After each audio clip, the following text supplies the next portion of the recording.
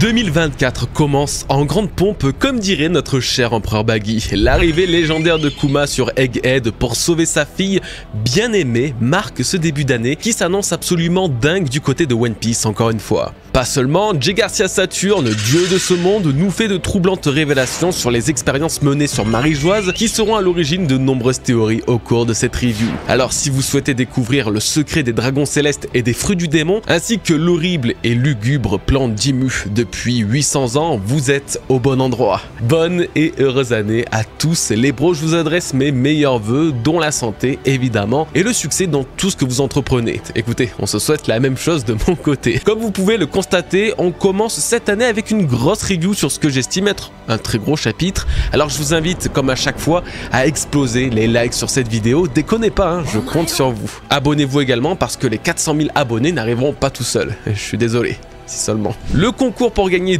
2 displays avec Jump Ichiban est toujours opérationnel sur Twitter, profitez-en, et si ça vous intéresse, ce soir, nouveau live review sur ce chapitre en compagnie de Nina sur Twitch. On ne change pas les bonnes habitudes. Je vous remercie les bros, j'espère que tout roule pour vous et que vous êtes prêts à vous replonger dans l'univers exceptionnel de One Piece. Alors que nous avons précédemment vécu un véritable traumatisme avec la fin du chapitre 1102 qui, je vous rappelle, signait la mort de Kuma dans une conclusion juste déchirante qui a tiré les larmes à facilement 95% d'entre nous, voilà que ce terrible flashback est enfin terminé, nous sommes de retour dans le présent. Ouf, let's go, on a survécu. Après avoir découvert les mêmes horreurs que nous au sujet de la vie de son pauvre père, Bonnie retrouve Vegapunk et s'excuse auprès de lui. Rappelez-vous quand même qu'elle a voulu le buter pendant une bonne partie de l'arc, donc bon, écoutez, elle se rachète comme elle peut. En tout cas, ce passage montre toute la maturité dont peut faire preuve Bonnie. En effet, même en ayant découvert l'histoire de Kuma, elle a su faire la part des choses, n'a pas été consumée par la colère et a reconnu son erreur. Et en plus, elle a tenu le coup. Elle a survécu à une douleur non pas physique mais psychologique absolument titanesque. Les gars, c'est vraiment une putain de goat alors qu'elle n'a que 12 ans. Je préfère vous rappeler son âge car juste après s'être réconcilié avec Vegapunk, ce dernier lui donne le cadeau que Kuma lui avait préparé pour ses 10 ans, ce qui peut laisser sous-entendre aux fâchés de la chronologie qu'il s'agit de son âge alors que non. Qu'il s'agit. J'avoue que c'était un petit peu le bordel à comprendre la chronologie, elle a été bien faite hein, dans le flashback de Kuma, mais il y avait tellement d'infos que si tu te renseignes pas ou si tu fais pas attention, bah t'es perdu, c'est normal. Bref, ce fameux cadeau donné à Bonnie est un joli collier au cœur de saphir entouré de 9 points représentant le soleil. Vous vous doutez bien qu'on va s'arrêter quelques petites secondes dessus, j'ai des trucs à vous dire. Alors déjà, je pense qu'il s'agit du fameux objet que Vegapunk voulait donner à Bonnie comme il avait annoncé au chapitre 1067. Personnellement, j'avais plus dans l'idée qu'il s'agisse de sa Bible, mais le collier me va aussi puisqu'il m'a vraiment interpellé. On est d'accord, ça pourrait être un simple cadeau, sans grande importance ni origine, c'est peut-être juste un bijou trouvé ou acheté par Kuma pendant son voyage en mer, mais si jamais ce n'était pas le cas. Et si il s'agissait d'un trésor de famille? Regardez bien, cette forme du soleil est exactement la même que l'on retrouve au centre de la croix de l'église de Kuma, un symbole qui serait d'après moi le symbole des boucaniers. En effet, les boucaniers sont étroitement liés au mythe de Nika, au point où Saturne lui-même, plus tard dans ce chapitre, associe précisément le dieu du soleil à cette tribu dont vient Kuma. Ce bijou, qui ne fait d'ailleurs qu'appuyer le nom Jewelry de Bonnie, serait l'héritage conservé des boucaniers d'un temps ancien, quand le culte de Nika était encore à son paroxysme. Surtout que Vegapunk précise que ce collier a la réputation d'être un charme protecteur, ajoutant une dimension mystique et surnaturelle supplémentaire à un symbole déjà divin. Mais plus encore, le saphir n'est pas une pierre précieuse prise au hasard par notre cher Oda. Enfin, je pense pas et j'espère pas non plus parce que vous allez voir que les coïncidences sont assez ouf. Évidemment, c'est déjà un important rappel à la maladie des écailles de saphir de Bonnie qui laissait apparaître ce qui semblait être des pierres précieuses partout sur son corps. Et si on regarde du côté de la symbolique du saphir, eh bien on retrouve encore des éléments troublants que l'on peut lier à l'histoire actuelle de One Piece. Par exemple, dans les mythes hindous, le saphir est une pierre associée à Saturne et donc au Gorosei du même nom. Pour plus de précision, le nom de saphir, d'après certains linguistiques, viendrait d'un terme sanskrit qui signifiait aimé par Saturne. Quand on apprend plus loin dans le chapitre que Ginny était censée être la 8e femme de ce qui semble être Saturne, bon ça reste à voir, hein, et que c'est elle qui a développé la maladie du saphir, ça fait quand même assez froid dans le dos. Une autre histoire à prendre avec un peu plus de pincettes serait que le saphir avait la réputation dans les mythes grecs d'être surnommé le joyau du roi soleil, le bijou du dieu Apollon. Oui, le dieu du soleil qui ne nous est pas inconnu dans One Piece puisqu'il est incarné par notre cher Luffy. Oui. Ah, d'ailleurs, je vous avais pas dit que Luffy avait trouvé un collier représentant le soleil avec une pierre précieuse en son centre sur Skypiea? Marrant ça, c'est sûrement qu'un hasard. Bon alors, c'est sympa, mais qu'est-ce qu'on peut déduire de tout ça? Eh bien que le saphir semble quand même assez lié au soleil malgré tout, et que ce collier n'a fait qu'accentuer ce ressenti. Ses qualités de charme protecteur, comme s'il conférait une bénédiction divine, ont encore augmenté la probabilité que ce bijou ait un lien avec l'histoire de Nika et de l'ancien Joy Boy. La maladie de Bonnie cache encore bien des secrets, on le verra d'ailleurs dans ce chapitre, hein, mais en tout cas j'ai clairement pas de doute, ce n'est pas la dernière fois qu'on entendra parler des écailles de saphir, ni de cette pierre précieuse en général. Ok, alors on quitte cette première partie pour se diriger vers le présent. Oui, mesdames et messieurs, c'est enfin la fin du flashback, let's go, houhou. On fait la fête. Par contre, si ce flashback s'est clôturé sur une note plutôt positive et mignonne entre Bonnie et Vegapunk, il a aussi repris à un moment assez délicat. Saturne tient Bonnie dans ses griffes et s'apprête à l'exécuter. La situation est critique. Plus personne ne parvient à bouger, Luffy est affamé et même du côté des révolutionnaires, il n'arrive pas à savoir où se trouve Kuma. C'est alors que dans un élan d'espoir et surtout d'inconscience, Bonnie attaque Saturne en réutilisant sa distorsion du futur pour ressembler à Nika, technique qui avait conclu le chapitre 1101 face à Alpha. Malheureusement, ça ne se passera pas aussi bien face au Gorosei et Bonnie perdra quasiment instantanément l'utilisation de ses pouvoirs. Les raisons sont simples et Saturne s'apprête à lui révéler un grand secret. Il lui explique être à l'origine de ses pouvoirs. C'est lui qui, dans une expérience pour déterminer si les infusions extraits des fruits du démon pouvaient conférer leur pouvoir à un nouveau-né sans les faire manger. Ce fut concluant chez Bonnie, lui permettant alors de se transformer en un état correspondant à n'importe quel futur qu'elle estime comme possible. Cependant, plus la croyance en ce futur paraît incertaine, plus les pouvoirs du fruit perdent en efficacité. C'est la raison pour laquelle Bonnie s'est vue perdre quasiment instantanément sa forme Nika, car, et malheureusement, elle ne croit plus en lui, ou de moins en moins. Plus précisément, après avoir découvert toute la vie de son père et les atrocités qu'il a pu subir, et surtout après avoir eu la confirmation de sa mort, sa croyance envers Nika et l'espoir qu'elle avait de le sauver se sont dissipés, tout simplement. C'est pourquoi s'imaginer représenter Nika était plus difficile pour elle, voire même impossible, bloquant et limitant ses pouvoirs. Les révélations au sujet de Bonnie et sa famille ne s'arrêtent toutefois pas ici. Saturne révèle désormais que c'est lui-même qui a expérimenté les drogues chez sa mère, Jenny, qui a été emmenée sur Marie-Joise pour être la 8e femme. L'effet secondaire signifiant l'échec de l'expérience est, comme vous devez vous en douter, la maladie des écailles de saphir, une maladie que Bonnie aura elle-même héritée par la suite. Bon, bah c'est sympa, il y a une bonne ambiance et tout, le chapitre, les bonnes années, meilleure vie, etc. Hein, trop bien. Alors, vous devez vous en douter, mais on va isoler toute cette partie du chapitre pour l'analyser, car il y a pas mal de choses à dire et pas mal de zones de flou aussi. Et je vous rassure, on n'aura pas réponse à tout, je pense. Concrètement, deux sujets vont nous intéresser. Le premier, c'est le fruit du démon de Bonnie et le plan du Gorosei, ainsi que Jenny et son rôle de 8e femme sur Marie-Joise. Commençons sans plus attendre par le premier. Que cachent véritablement les scientifiques des Tenryubito? Contre toute attente, Vegapunk n'était pas le seul à vouloir travailler sur les fruits du démon. Saturne l'a fait lui aussi et semble avoir été particulièrement compétent dans le domaine. On ne le répétera jamais assez, ce n'est pas étonnant et son titre de dieu de la défense et de la science laisse grandement sous-entendre que s'il n'est pas meilleur scientifique que Vegapunk, il a sûrement les talents pour l'égaliser. Bon, ok, mais ce qui nous intéresse nous, c'est vraiment ce qu'ils font des fruits du démon. Et là, il y a vraiment 40 000 hypothèses à en tirer, c'est horrible et c'est totalement ce qu'on va faire. Du coup, pour essayer d'y voir plus clair, on va se faire une petite séance de questions-réponses. Première question, avait-il déjà le Toshi Toshi no Mi en leur possession? Saturne l'explique très bien. Ils ont fait une expérience pour déterminer s'ils pouvaient extraire des infusions de fruits du démon pour accorder leur pouvoir à des bébés sans leur donner le fruit du démon à manger directement. Non, c'est vraiment pas clair en fait, c'est pas compréhensible. Bref, au-delà du fait que ça ressemble énormément au principe des séraphins de Vegapunk, qui, bien qu'étant enfants, ils possèdent les pouvoirs de fruits du démon grâce à leur sang vert, je pense effectivement que les Tenryubito ont le Toshi Toshi no Mi en leur possession. Plus on avance dans l'histoire, plus la création et la manipulation des fruits du démon est importante. C'est absolument indéniable. Mais pourquoi ? Pourquoi s'emmerde-t-il à extraire des infusions de fruits pour les donner à des bébés sans leur faire manger normalement? Eh bien, c'est la deuxième question.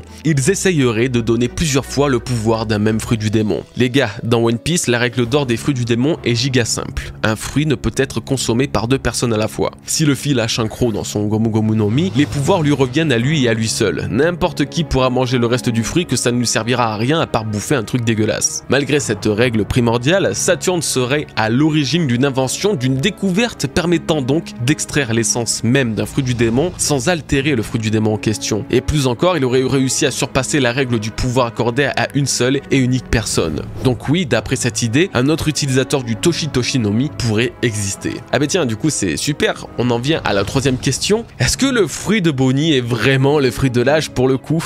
Ça a été un enfer pendant plus d'1 an sur Egghead de déterminer quel pouvoir avait Bonnie. Récemment, nous avons eu la confirmation qu'il s'agissait du Toshi Toshi no Mi, le fruit de l'âge. Ok. Sans être grandement convaincu, on a gentiment accepté le choix d'Oda tout en gardant dans un coin de notre tête une petite voix qui nous disait « C'est obligé, ce fruit du démon cache un autre truc ». Oui, c'est la petite voix, ça qui parle. Eh bien, ce chapitre en rajoute une couche. Pourquoi, me direz-vous? Car à aucun moment, Saturne ne mentionne le nom de ce fruit et lorsqu'il décrit ses pouvoirs, il dit bien qu'il est capable de transformer son utilisateur dans un état correspondant à un futur possible et perceptible. Pour faire simple, l'utilisation censée être basique et principale du fruit de l'âge est le changement d'âge. Bravo à ceux qui suivent. Bah finalement, ce n'est pas du tout l'utilisation basique et principale que décrit Saturne. Donc je persiste et tant qu'Oda m'enverra pas un MP Twitter pour me convaincre qu'il s'agit bien du Toshi Toshi no Mi et qu'il faut totalement lâcher l'affaire, je reste sur ma position. Bonnie a davantage le fruit du destin ou même du futur que le simple fruit de l'âge. J'en entends déjà dire oui, mais Goji, le fruit du futur, était possédé par Toki et ses pouvoirs n'ont rien à voir avec Bonnie.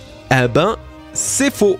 Voilà, la traduction littérale du Toki Toki no Mi est le fruit du temps, non pas le fruit du futur. Le futur en japonais se prononce Mirai, donc dès à présent, on considérera que Bonnie pourrait posséder le Mirai Mirai no Mi, le fruit permettant de transformer le futur. Voilà, le mec veut réécrire One Piece car ça ne lui convient pas, quel enfer bordel. Blague à part, je cherche pas à théoriser juste pour théoriser, hein, c'est vraiment parce que j'ai une sensation chelou à propos de ce fruit du démon et depuis des mois, mais bon, de toute façon, on en reparlera ce soir en live. En tout cas, une chose est sûre, le Toshi Toshi no Mi, qu'il soit possédé par Bonnie ou non, existe bel et bien puisqu'il est présent dans l'encyclopédie des fruits du démon comme confirmé au chapitre 1099. Ce qui nous amène à la quatrième question. Oui, les transitions sont absolument folles dans cette vidéo. Est-ce que finalement, les pouvoirs de Bonnie ne seraient pas un mélange de deux fruits du démon? Partons du principe que Bonnie a vraiment les pouvoirs du fruit de l'âge, comme le démontre sa capacité à changer l'âge physique des personnes qu'elle touche. Il se pourrait que Saturne soit parvenu à mélanger les propriétés de ce fruit avec ceux du potentiel fruit du futur, le Mirai Mirai no Mi du coup, et que l'extrait de leur infusion respective ait créé un fruit du démon unique, un nouveau fruit du démon, celui que possède Bonnie aujourd'hui. Il s'agirait de l'explication ultime sur comment et pourquoi son fruit du démon a des pouvoirs si vastes, car il serait tout simplement la combinaison unique de deux fruits existants. Oui, Saturne aurait réussi une telle prouesse, il aurait brisé la deuxième règle d'or des fruits du démon, personne ne peut consommer deux fruits du démon différents, enfin personne à part Teach bien sûr. Vous l'aurez donc compris, des questions, je m'en pose quand même pas mal au sujet de cette révélation qui n'est vraiment pas anodine. Alors peut-être que ça vous a aidé, peut-être que ça vous a conforté dans certaines questions que vous posiez également, mais maintenant il est temps de théoriser. Bah oui, un petit peu quand même. Comme nous pouvons le déduire, les Tenryubito ou du moins Saturne possèdent le vrai fruit du démon de Bonnie. C'est en effet en menant des recherches et expériences sur ce fruit qu'il fut capable d'en accorder les pouvoirs à la fille de Kuma. Mais ça ne serait en réalité que la partie visible de l'iceberg. La partie cachée, elle relèverait qu'en réalité ce n'est pas seulement le Toshi Toshi no Mi que possède le Gorosei, mais bien plusieurs dizaines ou centaines de fruits du démon. Le gouvernement mondial cacherait en son cœur, dans la capitale des dieux, une collection monstrueuse, abyssale de fruits du démon. Ces fruits ne seraient toutefois pas banals. Si les Tenryubito les gardent si jalousement, c'est parce qu'ils auraient été utilisés par ou contre l'ancien royaume lors de leur guerre ayant perduré un siècle entier. Ces pouvoirs démoniaques seraient alors considérés comme les plus dangereux du monde de One Piece. Le gouvernement les accumule et les cache pour tenter aujourd'hui de préparer la future guerre qui va apparaître. C'est également la raison pour laquelle le fruit du démon de Luffy, le fameux Gomu Gomu no Mi, fut traqué par le gouvernement pendant 800 ans. Ce pouvoir symbolisant le dieu Nika, le plus grand rival des Tenryubito, n'était étrangement pas recherché pour être détruit, non. Le Gorosei précise bien qu'il souhaite l'obtenir mais qu'il n'y parvienne pas. La raison serait alors qu'il chercherait à emprisonner ce fruit du démon et extraire ses pouvoirs pour l'utiliser le jour promis. Oui, le jour promis. Vous savez tout aussi bien que moi que les prophéties existent dans One Piece. Les légendes sont courantes et une en particulier raconte comment un homme qui sera la réincarnation de Joy Boy libérera le monde de ses entraves. Si les hommes poissons, Toki ou même les boucaniers connaissent cette légende, cette prophétie, ça doit aussi être être le cas pour le gouvernement mondial. C'est la raison pour laquelle il se préparerait, Imu et le Gorosei, à affronter Joy Boy et son retour inévitable. Mais ce ne serait pas tout, et c'est là que tout ce chapitre, Bonnie, Saturne et ses récentes révélations rentrent en compte. Réaliser un seul instant ce que Saturne a révélé aujourd'hui. Des pouvoirs du fruit qu'il a accordé à Bonnie lui permettent de modifier son état en fonction du futur qu'elle perçoit. En d'autres termes, Saturne a créé ou dupliqué un fruit du démon qui permet de changer le futur, car il sait qu'une prophétie existe annonçant la venue de quelqu'un qui les vaincra, et ils veulent éviter ça. Le Gorosei espérait pouvoir changer un destin immuable, allant encore bien au-delà des forces divines. La peur qui les émerge en pensant un seul instant qu'un jour l'homme qu'ils ont vaincu par le passé puisse ressurgir, les ont poussés à chercher tous les moyens possibles pour changer le futur, expliquant ainsi pourquoi ils ont tant exploité le Toshitoshi no Mi de Bonnie et ses capacités à influencer le futur de son utilisateur. Bon, on tient un truc les bros, on tient un truc. J'ai adoré faire cette partie sur les fruits du démon et tout, vous savez que moi c'est l'un de mes aspects préférés de One Piece. Mais maintenant, un autre sujet nous attend. Bah oui, Saturne a lancé une autre bombe qui concerne non pas Bonnie mais sa mère Ginny. Contrairement à la partie précédente, il n'y a vraiment qu'une question qui prime. De qui Ginny était-elle la femme? Entre les différentes traductions et interprétations, c'était et c'est encore un enfer de bien discerner de qui Ginny partageait la vie sur Marie-Joise. C'est pourquoi j'ai commencé par demander une traduction littérale de ce passage à Shump, le poteau qui nous aide souvent à comprendre le sens original de certains textes japonais. D'après lui, c'est une certitude, Ginny est devenue la femme de quelqu'un. Alors oui, pas de très grandes nouvelles de ce côté-là, sauf que cette précision formelle nous permet d'écarter Saturne de cette hypothèse, ce qui est clairement bon à prendre, étant donné qu'on n'a pas d'idée réellement précise de l'identité du mari de Ginny. Bah oui, si Saturne avait kidnappé Ginny pour lui, il l'aurait dit ou même sous-entendu. Là, il s'est contenté de dire qu'elle est devenue la 8e femme de quelqu'un sur la Terre des Dieux. On sait que les Tenryubito ont une sale manie à avoir plusieurs femmes. Carlos, qui fut introduit au chapitre 499, révèle seulement quelques pages après vouloir faire d'une citoyenne sa 13e femme, prouvant que tous les Tenryubito peuvent avoir cette lubie. Pour autant, on s'accorde tous à dire que ça ne devait pas être un Tenryubito banal. Il a kidnappé Ginny, ce qui a eu un impact direct sur Bonnie et Kuma, des personnages au centre de l'arc actuel. Saturne en personne l'a utilisé comme cobaye pour ses expériences et en plus elle a développé une mystérieuse maladie mortelle. Ce que je veux dire, c'est que ce mec qui est à l'origine de tout ça n'est et ne sera pas sans conséquences. C'est ainsi que la grande théorie arrive. Et si Ginny était devenue la femme de Imu? Écoutez-moi bien, si vous me suivez depuis plusieurs mois ou années, vous devez savoir que j'ai toujours considéré Imu comme une femme. J'ai toujours eu la sensation que cette entité avait la grâce de la jante féminine. Nous sommes restés des années dans le doute, nous le sommes toujours d'ailleurs, mais récemment avec le chapitre 1086, un indice aurait pu nous faire penser le total contraire. En effet, et en japonais, Imu était appelé Imu-sei par le Gorosei. Le sei est la termination par laquelle sont appelés les dragons célestes hommes, alors que les femmes, elles, ont la terminaison gu. Pas seulement, et toujours dans le même chapitre, Ivankov parle d'Imu, membre de la dynastie Nerona, comme un ancien roi créateur du gouvernement. Donc si on récapitule, Ginny était la 8e femme de quelqu'un sur Marie-Joise, et Imu semble être un homme, d'après les personnages de One Piece eux-mêmes. Vous devez voir où je veux en venir, Ginny aurait été la femme d'Imu. Pourtant, un truc cloche quand même, ça me paraît trop simple, ça paraît trop facile. Cette personne que l'on voit si solitaire dans la chambre des fleurs est vraiment accompagnée. Le ou la grande Imu posséderait vraiment un harem de au moins 8 femmes? Eh ben, je suis arrivé à une autre conclusion possible et je vais vous la présenter. Et si Imu chercher un nouveau corps? Tout porte à croire que le Imu d'il y a 800 ans, fondateur du gouvernement mondial, est le même qui trône aujourd'hui à Marie-Joise. D'après Ivankov, une telle chose serait possible uniquement grâce à l'opération de jouvence éternelle, du Ope-Ope no Mi, connu pour être possédé aujourd'hui par l'eau. En théorie, cela sous-entend et signifie que Imu possède le même corps depuis 8 longs siècles. Cependant, les paroles de Doflamingo ne peuvent s'empêcher de résonner dans notre tête. Alors, je dis notre parce que c'est l'idée qu'on a eue avec Nina quand on a lu le chapitre. Je ne balancerai rien de ce que je sais du trésor de Marie-Joie. Il serait pourtant grand temps que la lumière soit faite. Le pouvoir a tendance à vite pourrir. Ce sont les dernières paroles que nous entendrons avant de voir apparaître pour la première fois en 906 chapitres de One Piece Imu, le roi ou la reine de Marie-Joise. Le pouvoir qui a tendance à pourrir, est-ce un sous-entendu que le corps d'Imu, le plus grand pouvoir du monde, rentre dans un état de putréfaction? Ce membre fondateur du gouvernement mondial aurait changé de corps à plusieurs reprises, précisément Cette fois, Ginny aurait dû être la 8e femme, le 8e réceptacle en 800 ans. Le premier réceptacle aurait été un personnage révélé récemment portant le dit dans son nom, la reine Nefertari dit Lily. Alors que Saturne expérimentait potentiellement un médicament capable de ralentir le vieillissement d'un corps humain, Ginny n'aurait pas supporté la puissance et les effets secondaires de cette drogue, développant ainsi en elle la maladie des écailles de saphir. Immu n'aurait cependant pas cessé de chercher une nouvelle enveloppe charnelle et son regard se serait alors dirigé cette fois-ci au chapitre 1086, et bien sur Vivi. C'est l'ordre qu'Immu a donné au Gorosei, il veut Vivi. Peut-être que tout comme il a fait avec son ancêtre Lily par le passé, qui a disparu sans laisser de traces, ça serait au tour de son héritière de servir de réceptacle, car seul du sang royal peut résister à la puissante âme d'Immu.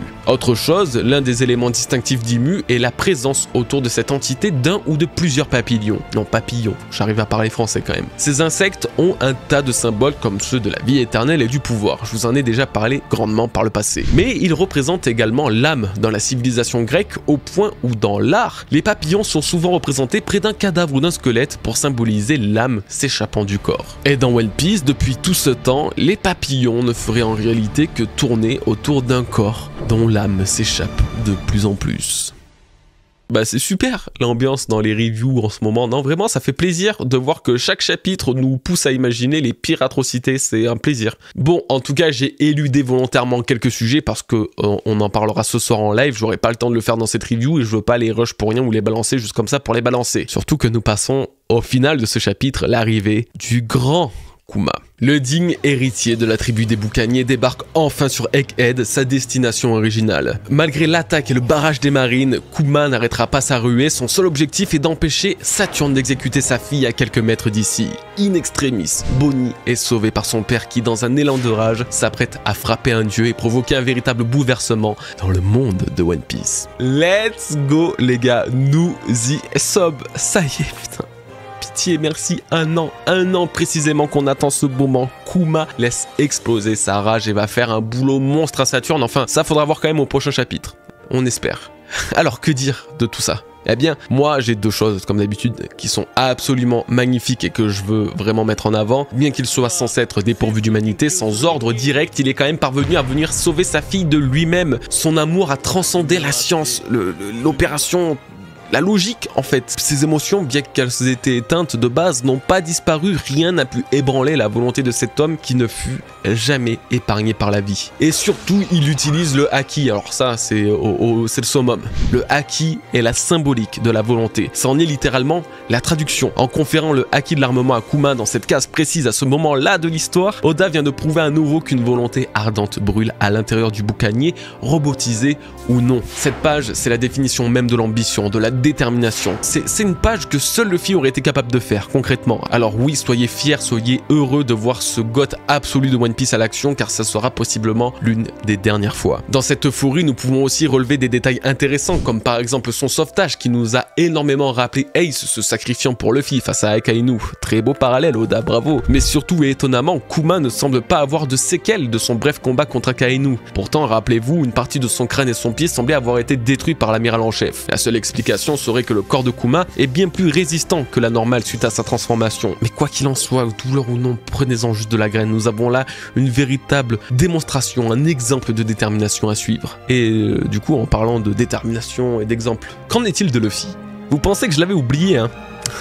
Baliverne. Si je l'ai gardé à ce moment précis de la review, ce n'est pas pour rien. Puisque ce chapitre a mis en place quelque chose de, je pense, très beau, qui aura sans doute été un petit peu atténué et caché par l'histoire principale de Kuma et Bonnie. Luffy avait besoin de nourriture pour se régénérer et reprendre de la force. Et devinez quoi? Alors que personne ne pouvait bouger, un mystérieux samaritain lui aura fourni ce dont il avait besoin sans que personne ne s'en aperçoive. Qui peut être ce bienfaiteur? Beaucoup de vous auront une idée précise de son identité, je pense qu'il s'agit de la même que la mienne. Il s'agirait de notre cher Borsalino Kizaru qui en est à l'origine. Pourquoi? Eh bien car on l'a vu s'adoucir dans ce chapitre. Il a une pensée pour Sentomaru et Bonnie, ce qui prend encore plus de sens après ce grand flashback où il a tenu une certaine place malgré tout en devenant ami avec Kuma jusqu'à partager la danse de Nika. Ensuite, sa position n'était plus la même après que Luffy ait eu de la nourriture. Il n'a d'ailleurs opposé aucune résistance pour l'en empêcher alors que Saturne a donné l'ordre de le faire. Et pour finir, eh bien, il est le seul capable de cette prouesse. Il possède le fruit de la lumière, il peut créer des clones en un simple clignement d'œil, il a pu déjouer l'attention de tous pour récupérer la nourriture à Luffy et lui donner tout ça en seulement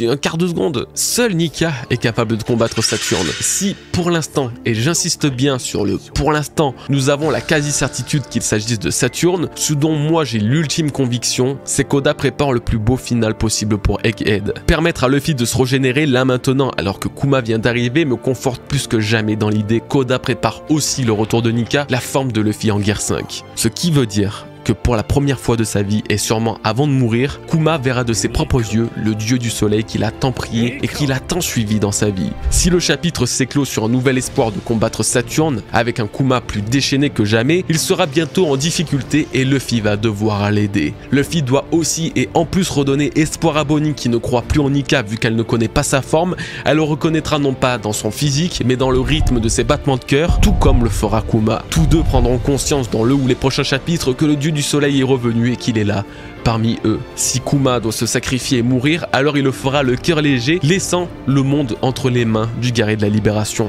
Sa dernière vision sera celle de Bonnie en larmes, s'enfuyant d'Egghead sous le drapeau de Nika, réveillant en lui la dernière part d'humanité qui lui reste. Nous arrivons à la fin de cette vidéo les bros, merci à tous de l'avoir regardé, Twitter pour le concours, Twitch pour le live ce soir, tous les liens sont en description pour vous régaler. Je vous souhaite à nouveau une excellente année 2024, mes meilleurs vœux à vous et je vous dis à très bientôt pour une nouvelle vidéo. Prenez soin de vous et de vos proches, peace les bros.